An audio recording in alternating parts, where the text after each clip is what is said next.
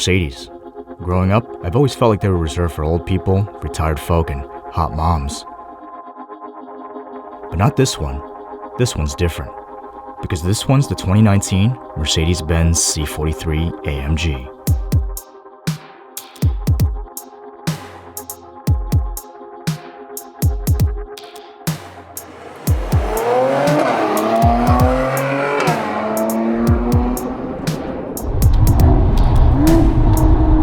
It's got a twin-turbo V6 that makes 385 horsepower and 384 pounds of torque, a 9-speed automatic that goes through the gears like lightning, and more importantly, that classic AMG exhaust that sounds like thunderbolts.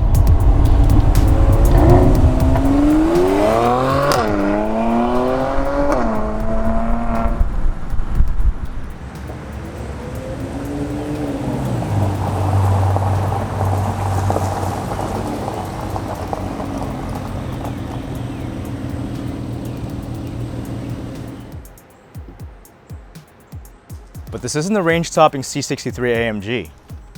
It's the middle-of-the-road guy who shares the same market space as the BMW M340i and the Audi S5. I gotta be honest with you though, this is actually the first time I've ever driven an AMG. Crazy, right?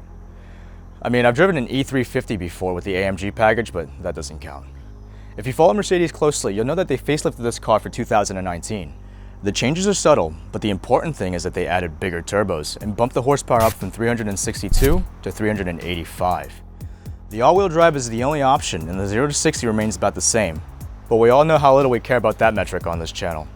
Anyway, one of the easiest ways to tell the difference is back here. These big round exhaust pipes.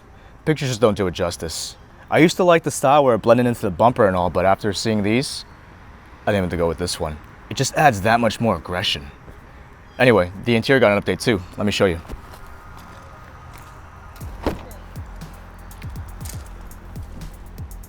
Actually, I can't because this car doesn't have any of those options. But if I did have those options, I could have a cool digital dashboard, a digital steering wheel with readouts here, and really nifty AMG race seats. But I guess it's okay. No, it's not okay, because if you get this car, you need to have those options. Otherwise, the rest of this interior is just really, really bland.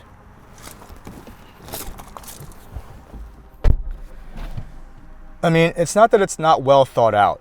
Everything is where I want it to be. It's just that the trim is really, really cheap. I mean, this is a $60,000 Mercedes. But it just doesn't feel that way. Sure, the brush finish is nice, but the black parts of the car are covered in a really cheap plastic trim. There's no overabundance of leather either because half of it is rubberized plastic. Every time I close the door, the hands on the clock here rattle. I'm just underwhelmed by it all.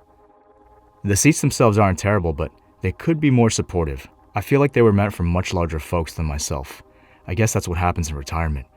The one redeeming feature is the steering wheel. It's probably one of my favorites so far. Anyway, let's get started.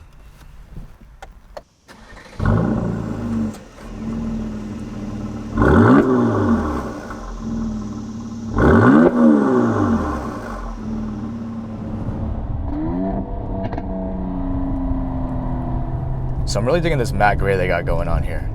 I think Mercedes calls it Selenite Gray Magno, something like that. Anyway, I'm a fan. So you can get this car in a coupe, cabriolet, or sedan. Obviously the sedan is the most practical, but for me, I'd personally go with the coupe because it's, I think it's the most attractive combination. It's almost like a beautiful woman in her gym outfit instead of in her office attire. I do really like the way this car handles though. I mean, it does weigh almost 2 tons, but you wouldn't be able to tell just by driving it. Some say it actually handles better around a track than the big bad C43 AMG, which weighs 150 pounds more. There's only one real way to find out, but I don't think we have the luxury of that just yet. One can only speculate for now. Since this is the first time I'm driving an AMG, you gotta take everything I say with a grain of salt because I might just be overly excited with the whole experience. Let's start with the handling. Like I said, it's pretty good for a car this heavy. It feels more nimble than a Mustang GT, which is almost 200 pounds lighter and rear-wheel drive. But at the limit, the car starts to go into understeer pretty early, which can get a bit annoying. The steering is also not as heavy as I'd prefer it to be, but it still provides ample feedback and is pretty responsive when you need it to be. The one thing I really looked forward to with driving this car was the exhaust note. AMGs were always famous for their lovely symphonies, and I gotta say, this car doesn't disappoint, especially considering it's a 6-cylinder turbo. It barks and shouts on upshifts and causes all sorts of a ruckus all with the press of a button. This interior is not my preferred spec. It gets the job done, but I don't really get the impression that I'm driving a Mercedes. The heads-up display is really neat though. It's brighter and larger than the one in my Z06, so that's helpful when you need to just keep your eyes on the road. I gotta say, I really like the steering wheel here. I'm a little sad they didn't give us the one with the digital readouts, but hey, beggars can't be choosers. The perforated leather is nice. I like the flat bits in the bottom here. It's almost like a mixture between a BMW wheel and an Audi wheel. On the topic of the paddles, I'd probably give them an 8 out of 10. I mean, the engagement is really positive.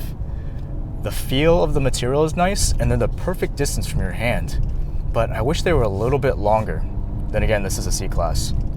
Anyway, I think it's about that time where we do our thing and find out how fast this car is.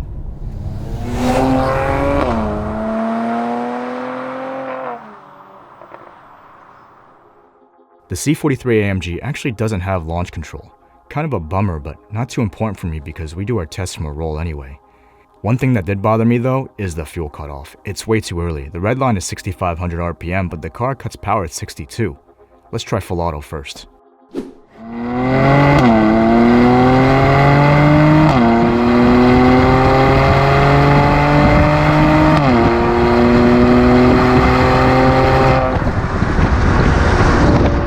Now let's do it again in manual mode, and you'll see what I mean by this premature fuel cutoff. Watch that 2-3 shift.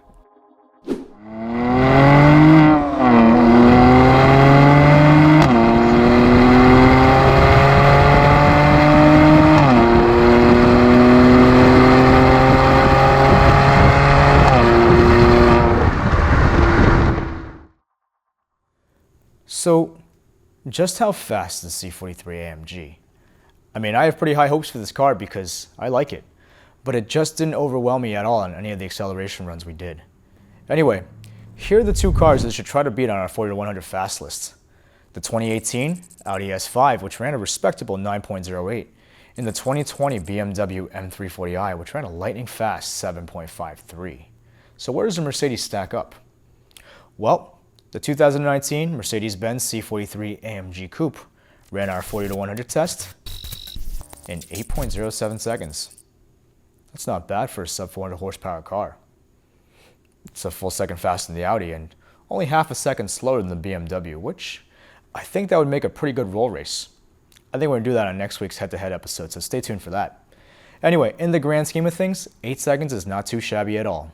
You'll probably outrun the majority of cars on the street anyway. I'm talking about lightly modded Focus RSs, Evos, Subarus, and probably even some older Mustangs. If I had to guess the 6 to 130 time, I'd say maybe low 14 seconds, but none of that matters. Who buys these cars to drag race anyway? Let's move on.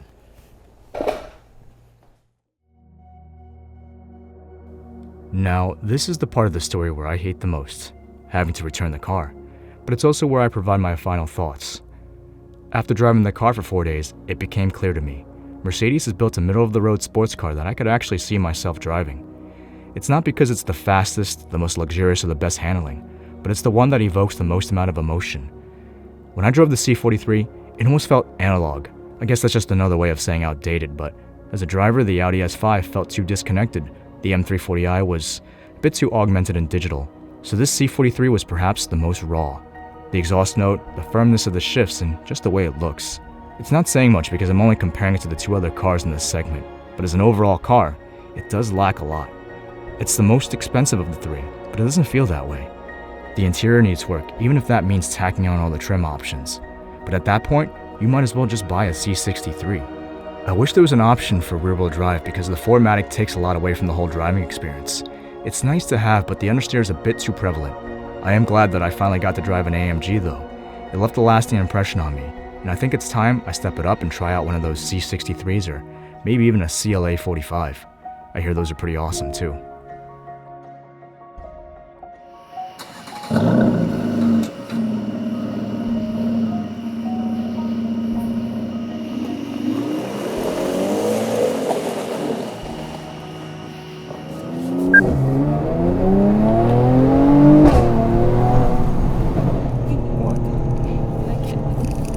really not that fast. It sounds nice, but it's really not that fast. It sounds nice. Yeah, but it's slow as balls. I feel like it's... Everything is fast compared to your Mazda. If this is your first time on the channel, be sure to watch some of my other stuff. I'm dedicated to producing cinematic car content and doing real-world performance tests for all sorts of fast cars. So if that's your jam, be sure to hit that subscribe button and ring that bell icon for new episodes every Thursday. Thanks for watching.